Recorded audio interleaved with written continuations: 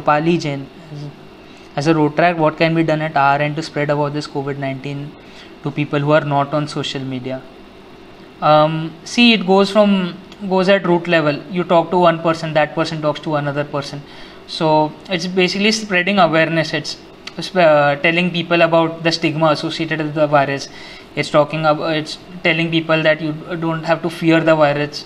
It's telling people that how economy versus lives is not a relevant debate. So as Rotaractors, that's what you can do. And again, I have seen Rotaract clubs. We have a lot of these particular program where we've been distributing food packets to people who cannot afford it at this particular moment. So again, those type of things go a long way out. And then I've seen Rotary clubs. They've been collecting funds and distributing PPE kits to hospitals. So that is one way in which Rotary clubs are working in this particular crisis.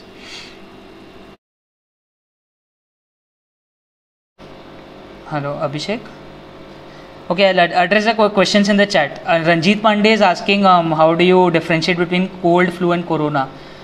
Okay, so the symptoms are similar. Flu, when we diagnose corona, we have a section called as influenza-like symptoms, flu-like symptoms. So the only way to differentiate between them is to do testing, because the symptoms we associate with coronavirus, that is, breathlessness, fever, they are also present in influenza. So the only way to differentiate is testing.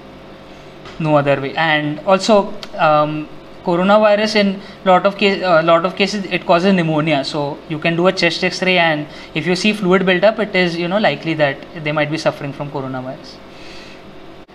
So obviously COVID-19 is more dangerous than common cold. So the thing about common cold is, even though we don't have a drug or vaccine, it is fairly innocuous. Most people recover from it unless they are immunocompromised. And how common cold works is, they have very hundreds of reported antigenic variants. The rhinovirus, what we call, which is responsible for common cold, it has and unreported variants are so many more, and they keep adding on with time. So there's no way we can have a drug or a vaccine against common cold. So this is obviously, you'll see the stats, it is more dangerous than common cold, and it is more dangerous than influenza virus. And the virus which was shown in Contagion was a way more dangerous virus, where if you get it, you are bound to exhibit those symptoms regardless of what age group you are in, or if you are immunocompromised. So that is obviously, this is nowhere at that level. We've had several pandemics in the past. We had the red flu back in 1920, which reportedly claimed about 20 million lives worldwide, and out of which 10 million were Indian lives. And these were just the reported numbers. And in that day and age, the reporting wasn't accurate, so accurate. So the actual numbers are way higher. So this is nowhere compared to so many more fatal pandemics we've had in the past. We've had Ebola as well. So Ebola, it had a very high death rate. It had a death rate of about 34%. Ebola. So this has a very low, even in the countries which are not dealing that well. For example, US, it has a death rate of about 13%, which is again very high for coronavirus. It should not be that high. It is because of the administration that they've not managed to control the deaths. But again, it can't go higher than that with this particular virus. In India, like I talked about, how it is less than 3%, and 90% of that particular section is high risk age groups above 60 years of age. So people of our age groups with healthy immune systems, we are not at risk. We are at risk of transmitting it to the people who are actually at risk from this particular virus.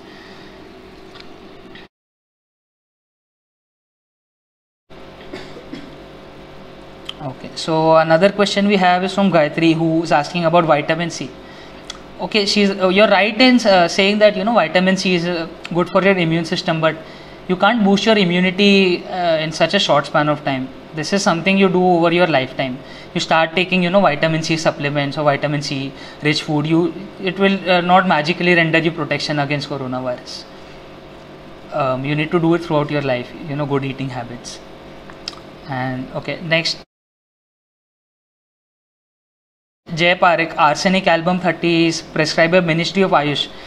I read about how they prescribed it, and then I also read about several other accredited agencies and organizations, global organizations, which basically suggested not to administer arsenic album 30, with the reason I stated, that is it's not been tried.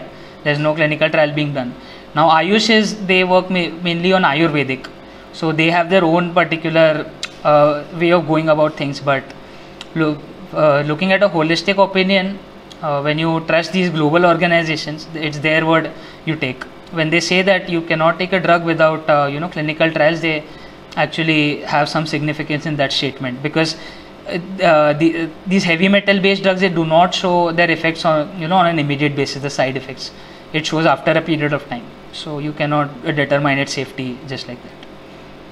Okay, so that report is about a drug and not a vaccine. So now if you want to try out a drug, if it's a novel drug, there's a long process which goes behind drug trials. You need to examine whether what side effects they have, what section of population they can actually cure, and if they're safe to be released in the market. What is a dosage, you need to determine that. You need to formulate it. So again, just like a vaccine, it will take several years for potential drug to be first tested. Again, Bangladesh, the drug you're talking about, it was a potential drug that it was showing some positive effects. So they'll go through a whole series of trials just like a vaccine would. So again, they would take several years to actually come in the market. So there's not just one drug from Bangladesh. We are trying out a lot of drugs, especially antibody based drugs. So that is that. I have seen that some societies, they've been distributing this medicine, which is, I would say, an utterly stupid thing to do. That should not happen. Without a drug undergoing a trial, it should not be randomly distributed. People who are not aware might just take it as last hope. And this arsenic is a heavy metal. You might not see its effect on an immediate basis, even for a year. But if this drug, since this is not tested, if this heavy metal builds up over time, it may affect you in your future. After a few years, you may find out that your doctor telling you that you're suffering from arsenic poisoning. So without actually testing these particular medicines, you should not administer them in and around, especially societies. People, if you deliver them to houses, people will take them, which is absolutely ridiculous. You should not.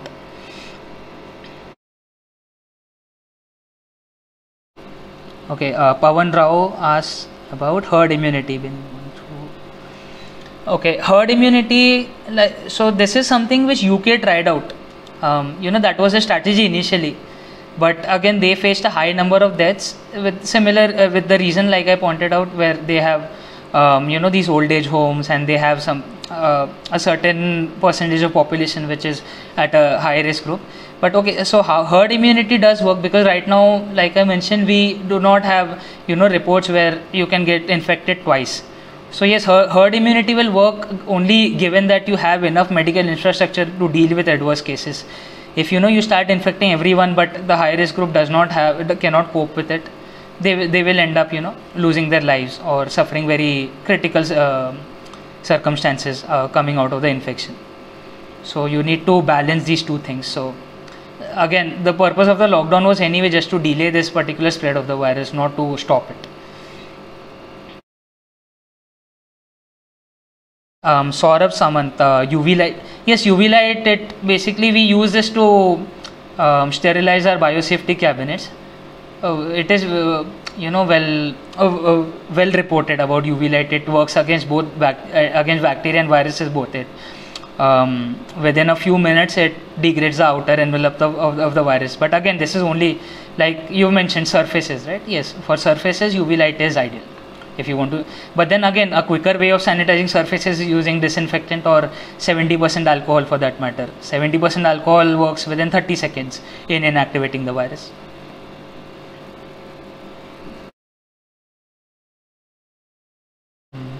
So, Saili Shastri, there were misconceptions or hurried assumptions that most affected are senior citizens and it cannot certain beyond a certain temperature. What are your thoughts on both these statements? Okay, I think I've clarified this. 75% of these reported positive cases are asymptomatic or mildly symptomatic, and in the remaining 25%, 90% of them are above 60 years of age. And again, out of those remaining 10%, major chunk of them is people with underlying conditions. So I think if that is clarified, we talk about its viability at certain temperatures. So again, the higher temperatures in tropical countries like India, they somehow prevent its viability on external surfaces. You know how I talked about 3 to 7 days on these solid surfaces. This is at room temperature, which is assumed to be 25 degrees centigrade. But in a country like India, this particular period will go down. So that is the only way in which the temperature can play a role in that. And once it has entered your body, whatever temperature, that will not make any difference whatsoever. Okay.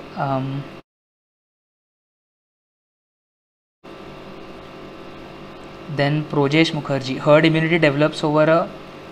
Okay, he's clarified about herd immunity. It develops over a couple of years and months, does not show effect in such a short time. Okay. Yeah. Anuj Bhuvad has asked, is India at any immediate risk of facing too much pressure on hospitals or medical facilities similar to Western countries? See, right now, like I said, we have 1.8 lakh COVID beds, and as of now, we have kept the death rate under control. We less than 3% out of all the reported cases. If you start testing more, you will have more reported cases. You start testing asymptomatic individuals randomly, so your death rate will go down even further. So right now we are managing, but yes, we obviously do face a risk of overwhelming our medical infrastructure. We are a very, very populous country. So but our low death rate today, it may actually, you don't know when we might overwhelm our infrastructure. That again depends on how careful we are distancing our elders at our house or elders in the country and making sure they don't get infected. That is what we need to avoid.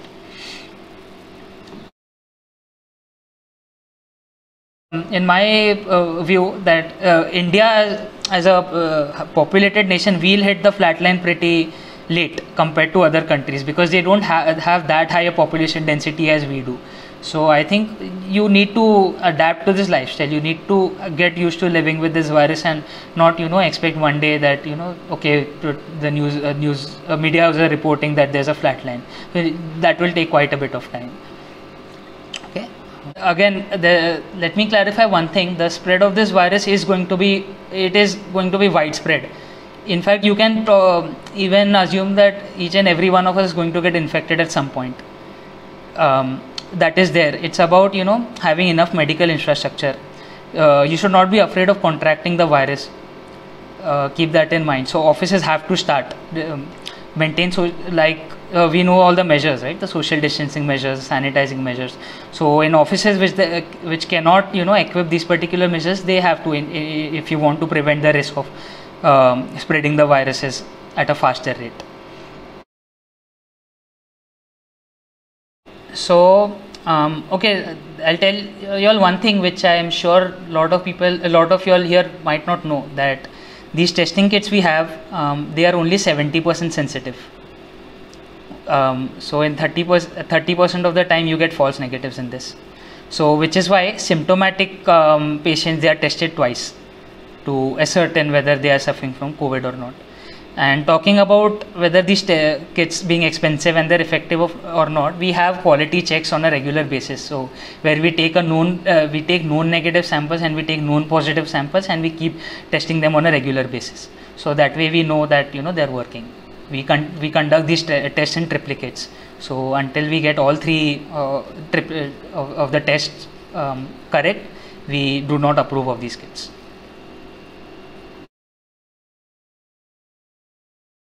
Since Kerala, they had a particular case of a similar virus before, the general way you deal with epidemics like this is similar. You have protocols in place which specifically deal with epidemics, and they spread similarly. Although the rates of spread might be different, the impact of it might be different, but the protocols are same. So since they already have dealt with a similar epidemic in the recent past, so they were well prepared. Yes, and again, like I said, the presence of a metro city goes a long way in determining the spread of the virus. So yeah, you are right in saying that Nipah virus helped them in determining these policies they could set for dealing with a similar epidemic. And right now, since the whole world is in this day and age, they've dealt with a pandemic like this, we'll be more prepared in the future. That applies for the whole world now.